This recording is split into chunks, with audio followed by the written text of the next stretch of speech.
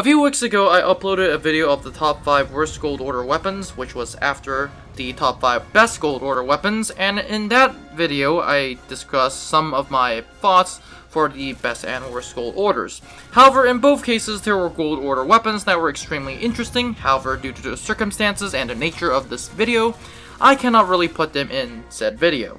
Therefore, in this video, I'll be doing some of the most unique gold weapon orders. That said, before we start, we have to describe what it means to be unique. For one, this weapon has to be either historically rare, gives us a unique playstyle, or appears to be particular, and last but not least, is it a meme. That said, with the definition of unique explained, let's get started with this video, but wait, before we do, this video has been made possible for the friends at Discord, meaning that if you haven't liked, subscribed, or joined the Discord, I highly suggest that you do. But that said, let's finally get started with the top 5 most unique Gold Order weapons in Enlisted.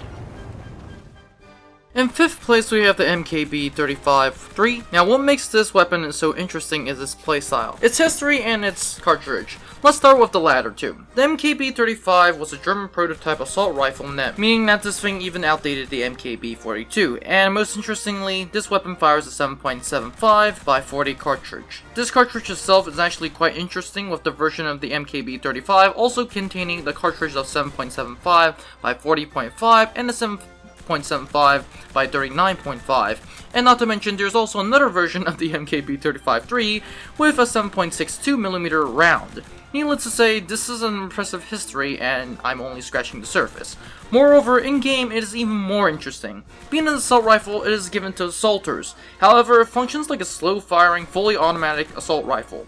As a matter of fact, since the recent update, many semi-automatic rifles fire faster than MKB-35. However, what it trades for fire rate, it makes up for stability. This thing is quite stable. As a matter of fact, given the correct perks, this thing has no recoil. This means that this weapon can be used at long range, short range, and any range. However, like all assault rifles, it does a 7.1 damage, which means that you should be mainly using this thing at close range. Thankfully, this weapon is great at close range. To recap, we have a highly experimental weapon that can destroy a lot of enemies, which is quite stable, but fires an semi-automatic rifle cartridge that does great damage, but a slow firing rate, or relatively so compared to semi-automatic rifles, faster than great gun, and I highly suggest that you get this weapon if you have the gold orders to spare. But that said, let's move on to the number 4.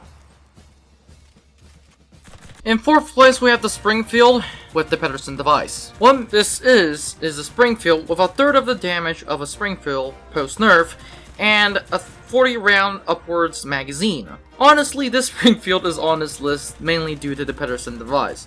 The 40 round magazine is quite comical, and this is the definition of what happens when you take a bolt action rifle and make it into a submachine gun.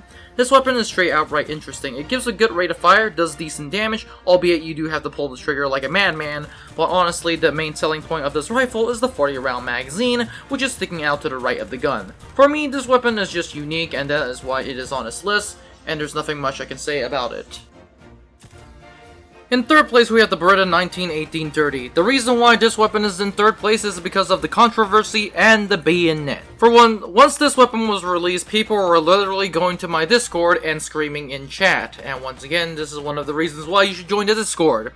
And for good reason. You see, the Beretta 1918-30 is a semi-automatic rifle derived from the Beretta 1918, which is actually in-game in Moscow as a premium squad and in Normandy as an assaulter. I like how it is not in Tunisia, considering the fact that it's made in 1918, and it should definitely be in Tunisia. However, Enlisted has decided to place the Beretta 1918-30 as a SMG assaulter weapon, whereas it is historically a semi-automatic rifle. Honestly, I don't know what Enlisted was thinking on this one, however, they messed up. Honestly, all you have to do is to search the Beretta 1918-30 and it will tell you it's a semi-automatic rifle from Google and anything. That said, the weapon itself isn't impressive. As a matter of fact, it is right behind the KBP-135, which is on the top 5 worst weapons list, so the Beretta 1918 isn't a decent weapon at all.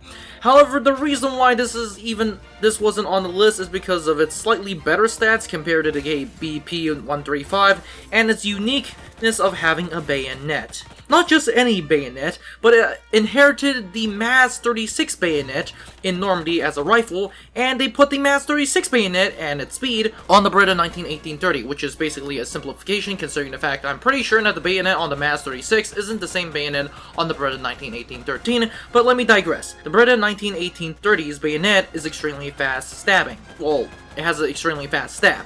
So basically what you have to do is go to close range, and you're actually going to get more kills with a bayonet than the rifle itself, which is kind of funny. That said, this is the Beretta 1918-30, a semi-automatic rifle for assaulter class, and a weapon that has a better bayonet than the gun itself. But that said, let's move on to second place. In second place, we have the Berdan II. This predates the Russian Mosin and is mostly used during the Victorian era, to be exact, late Victorian era. Hence, this weapon has to be fired and loaded by clocking the rifle, pulling in the bolt, loading the shot, and then clocking the bolt again and firing it. So basically, one shot is a reload, sorta, like the PTRD. However, this massive reload speed is totally made up for in the high damage. No matter where you shoot on the human body, you're gonna get a kill. It can kill people one shot through the walls, and it's literally a mini PTRD. Honestly, this weapon isn't even fun, it's just straight outright a meme. It's hilarious to use, and even funnier to see the entire round break every bone in a human body. But that said, this is the Berdan II, an amusement, and a meme. Finally, we are at first place, and we basically had the RMN-50, as some of you have expected. This weapon is the definition of what happens when you tell the Russians to design a handheld mortar, and with a trigger, of course. The RMN-50 is classed as an AT weapon, but we all know what this thing is. It's basically a handheld mortar, once again. And honestly, it probably deserves to be on the top 5 best gold order weapon list. However, due to its low ammo, a reliance on your enemies to literally group together like idiots for maximum effect. In other words, this weapon can kill any person in one shot, but is best for destroying an entire group of enemies than using this weapon on one shot. So think of it like a grenade launcher, but it's extremely big, and it fires a mortar shell. You're not going to use it for one dude, you might as well just use it for a bunch of 5, 6, 10, 7, 18 dudes. But once again, the Armin is basically the another version of the meme, and this is this definition of a meme cannon with a guy holding a mortar instead of an anti-tank launcher. But that said, this is the RMN-50, and we are at the end of this video. Don't forget to like, subscribe, and join the Discord, and I'll see you in the next one.